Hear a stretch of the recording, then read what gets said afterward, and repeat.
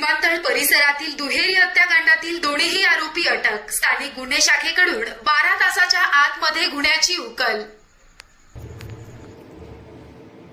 कापणी विमानतळाच्या मागच्या बाजूला साहेबराव भोसले व त्यांचे कुटुंबीय हे राहत होते।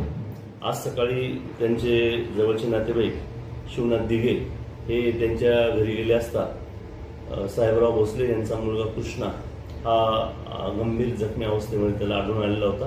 त्याने घरात बघितलं असता कृष्णाची आई तसेच कृष्णाचे वडील हे पण जखमी अवस्थेत होते।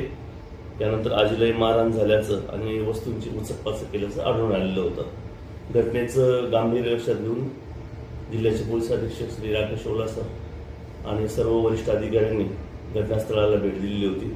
त्याप्रमाणे स्थानिक गुन्हे शाखेचे API थोरात PSI धाकराव यांचे पथक तयार करण्यात आले होते। गुन्ह्याच्या घटनास्थळाला भेट दिल्यानंतर तांत्रिक विश्लेषणावरून आरोपींची माहिती मिळाली होती। त्याप्रमाणे स्थानिक गुन्हे शाखेच्या पथकाने शिंदेपळसे टोलनाक्याजवळ जाऊन संदीप रामदास दहावाड आणि जगन काशीनाथ किरकिरे दोघेही राहणार मोखाडा तालुका पालघर यांना ताब्यात घेतलेला आहे।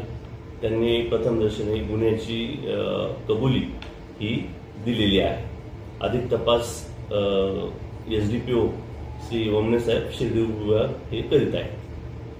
सदरची कारवाई माननीय श्री राकेश ओला पोलीस अधीक्षक अहिल्यानगर, श्री वैभव कलबुर्मे अपर पोलीस अधीक्षक श्रीरामपूर, माननीय श्री शिरीष वमने उपविभागीय पोलीस अधिकारी शिर्डी उपविभाग यांच्या सूचना आणि मार्गदर्शनाखाली स्थानिक गुन्हे शाखेचे पोलीस अधिकारी अंमलदार यांनी केली आहे।